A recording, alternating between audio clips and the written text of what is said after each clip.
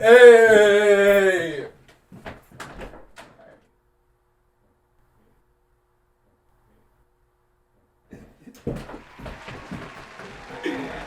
Yo, what's up? How's it going? Hey, how's it going?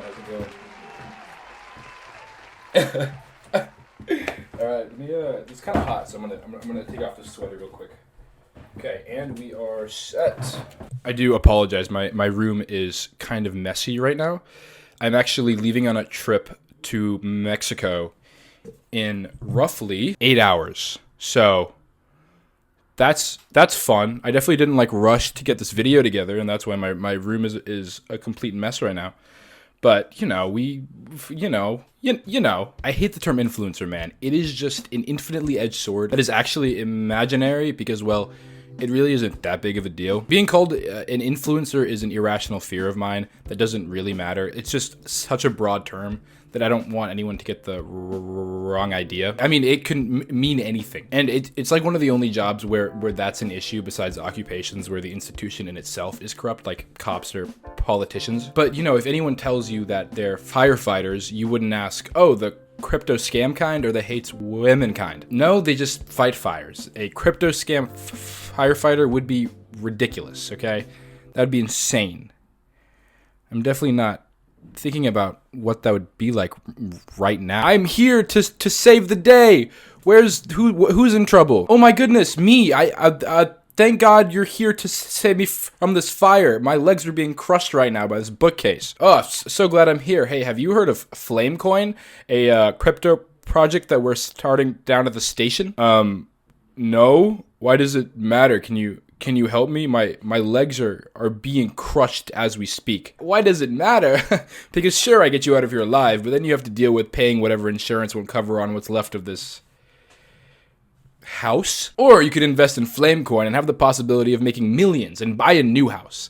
Maybe even less than that. Probably. But despite the broad label, I am an influencer because I have an influence. I have to be mindful about what I say and make sure research can back it up because the last thing I want is to spew misinformation. I want to be able to use my influence to build a safe space and a loving community. That also means practicing what I preach and not being hypocritical. But that can mean a lot of different things. There are a lot of different types of influencers that hold different beliefs and foster their communities around those beliefs. Like Aiden Ross, for example. He loves pretending to be gay and believes it's funny and not at all homophobic. Oh, hell. I got a fucking beat. I'm about to beat his... Oh, wait.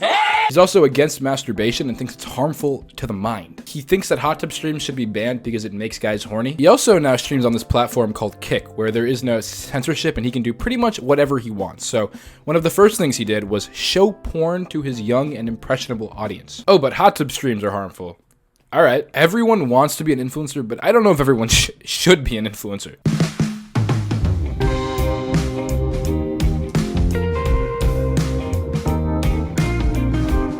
We're now in this weird dystopian-ass golden age of social media where the most sought-out type of job is being an influencer. And again, that's a broad label, but that's what makes it so desired. You can pretty much do whatever you want as an influencer. Oh, you like working out? Make gym TikToks. You like fashion? Post outfit pictures on Instagram. Oh, you like discriminating against women and think men are emotionally and physically superior and it turns out you might have been trafficking humans because, well, shit, that just adds up? Go to jail. And what's really interesting about the popularity behind the influencer scene is that it's created almost like this faux concept of socialism. Under a concept like socialism, people don't have to worry about salary in order to do whatever it is they want to do. But unlike socialism, this is capitalism. So you don't actually have that freedom. It's just making it seem like you do. For a price. And that price is not just money, but endless amounts of time and effort to try to get to a point where you have the freedom to do whatever you want to try to get to a point where you have the freedom to do whatever you want for the rest of your life. And obviously the majority of people won't ever get to reach that level because if everyone was an influencer, no one would be an influencer. But that's the big tech social media phase of capitalism we're living through, where it's basically dangling the pros of socialism and real freedom of choice right in front of your face, just so you can catch it and be reeled in. Aside from being in a niche, TikTok and short form content has created this rush to get quick fame, where people are now chasing virality, those 15 seconds of fame, seeing life around you not as beautiful moments, but as content. That's why true originality does so well online, because it's so rare. Half the time, you don't even know if shit is staged anymore, man. And even when true originality is awarded with virality, it loses its inherent meaning of originality to become something that can be replicated for views. But sometimes people get lucky. They're born into the right circumstances, or maybe they really do work hard enough and they achieve the status of influencer. And I don't mean, you know, like me being a smaller YouTuber. I mean knowing you'll have a steady income and be more than comfortable for the rest of your life. The crossroads of influencer and celebrity. Enter Aiden Ross, who, I'm gonna be honest with you, probably doesn't even know how to spell influencer.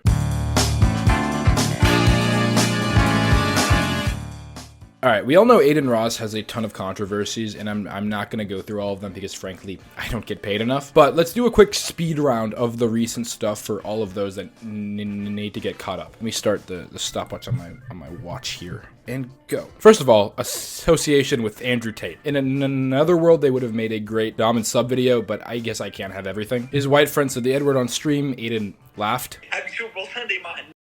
Fuck Twitch. Suck my dick.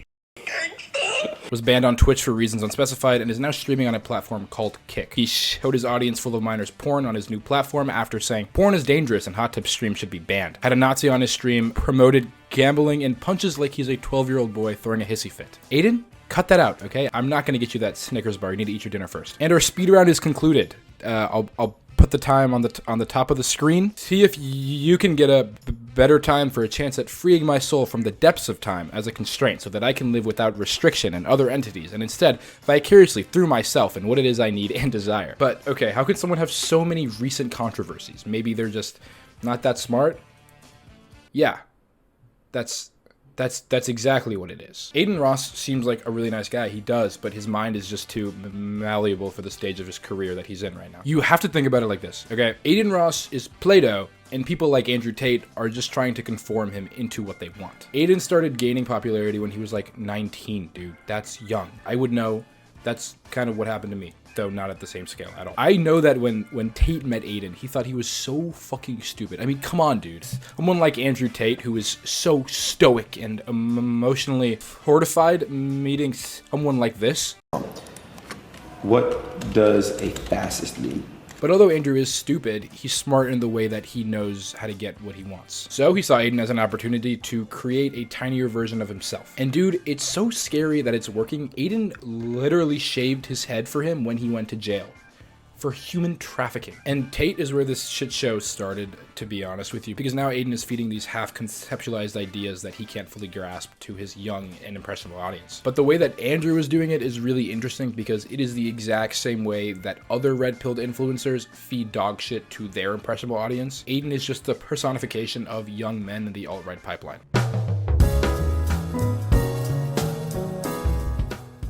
Red pill. Yummy, yummy. Red pill. Yummy, yummy. You guys ever had family members take pills when you were younger and you thought they just looked yummy? Like, ooh, that one looks like cement. I wonder what it tastes like. They also looked like candy, not just cement. That'd be weird. But that's what the red pill is. It looks so yummy and bright. Shit, there was a time where I wanted to try it, just to taste. For those of you that don't know, the red pill refers to the Matrix, where if you take the red pill, you will know all of the secrets to life, what the government won't tell you. And it's basically become a label for people trying to escape wokeness and for those who place themselves ideologically on the right. But why is the red pill so easily digestible for mainly young men? Well, our world and the society we live in is surrounded by complex and nuanced problems. The red pill feeds those nuanced problems in a simple way that is easy to understand, even if those solutions are heavily misconstrued. Like, men strong, go to war, provide for family.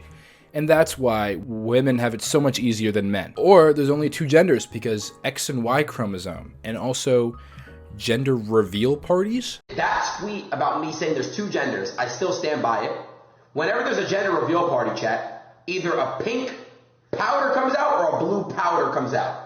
You can't scientifically, engineerily dissect and dismantle that there's two genders. And Aiden has been slowly slipping into this pipeline for some time, and now with his recent ban on Twitch, it seems like he's finally fallen in. As I was writing the script, it did come out that one of the reasons that Aiden was banned there were a lot, is that he showed his kick chat during a Twitch stream, and the chat had lots of anti-Semitic and racist remarks, which is a very valid reason to ban somebody. Before the reason of his ban surfaced, and still now, he has just been blaming the ban on cancel culture. And we've seen this trend before with people like Andrew Tate getting banned and Sneeko getting banned. No, not because their content or what they're saying is harmful, it's because what they're saying is the truth, and you need it in order to escape the matrix. And this woke mob is just trying to silence them. This only creates more of a cult following when people say if they get banned, it's because they're telling the truth, and then they get banned. It's like me saying if I get arrested for human trafficking, it's just the matrix out to get me. They don't want me to tell you guys the truth. Oh wait, that actually has happened. That's crazy. And Aiden is actually a perfect example of this right-wing hypocrisy. He perfectly portrays the general audience of young men that get sucked into this pipeline. He literally doesn't understand half of the shit that he says. I'm gonna just tell you guys right now, bro.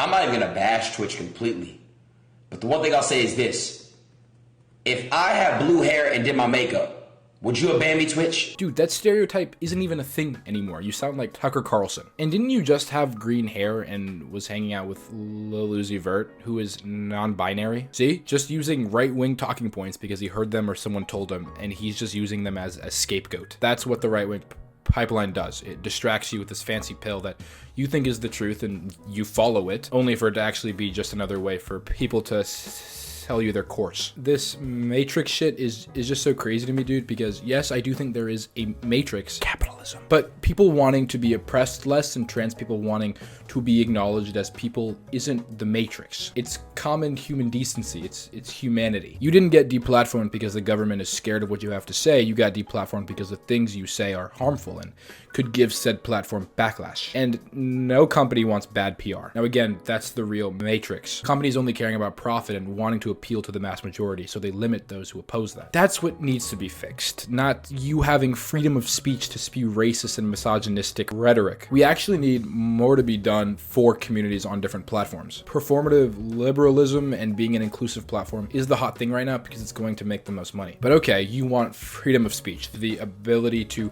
say whatever you want. Enter Kick, the new streaming platform with no terms of service. That's what you wanted, right? Well, now we have Aiden platforming Nazis and other incels just being racist. These people just can't admit to their fault, so they have to die on the hill they're on. This just proves you can't have real freedom of speech. It just isn't possible. And even when Aiden doesn't agree with what these terrible people are saying and he's trying to talk with them about it, he doesn't realize that the shit he says, you know, there's only two genders, is what leads to those extremes. It is the start. And he and many others are just conditioning these young men to have an inevitable fall down the alt-right pipeline. I just say we get rid of the internet. Can we do that? Can we please just get rid of the internet? Jesus Christ.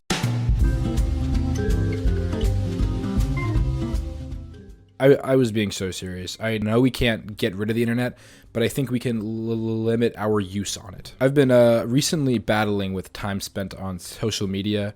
The dopamine dependency and overall just way it makes me feel is really shitty. It's important to stay grounded in reality and touch grass, you fucking loser, but not getting lost in being consumed by content or creating content and just reminding your brain that everyday things are just as important even if they don't give you the same stimuli is really important. I have been deleting my social media periodically and it really has just shown me how much my brain really craves that dopamine and loves any attention. So as much as it has been hard to limit myself, it has also been really helpful. I've been able to spend more time doing other things rather than just scrolling on TikTok for 3 hours. Please keep yourself healthy. Because otherwise you can't watch my videos and I need the views. Yeah, actually, if you do decide to go on a break, make sure to give me an exception because I'm helping you out here. So you can't do that to me, okay? Why is the screen going black? Don't fade to black. Guys, come on. You got to hear me out. No, don't do, no. Patreon time. Thank you Tier 1 patrons, Teddy, Mark, Annalyn, and Emma. Thank you Tier 2 patrons, Vanessa Carone, Sophie Vanilla, Saf C, Samir Truesdale, May, Matthew Macleo, Tip Fox, Ken, Casey, John Grob, Elka, Birdie S, Big Guy Mal, oh boy, Raghava Kovali, and Des, I'm not even going to try to pronounce that, I am so sorry. And thank you Tier 3 patrons, Lysander, Lucy Goosey, Jack, Edgar Rangel, Unkush, Saghal, and Adeline Grubb. I really appreciate the support. And for Tier 2 and Tier 3 patrons, I apologize for the delay for the podcast. I'm out of town, so I was unable to do it. But you will be getting 2 podcasts for the month of March. That's me trying to make up for it. So yeah, I hope you guys enjoyed the video and have a great rest of your day. Bye-bye.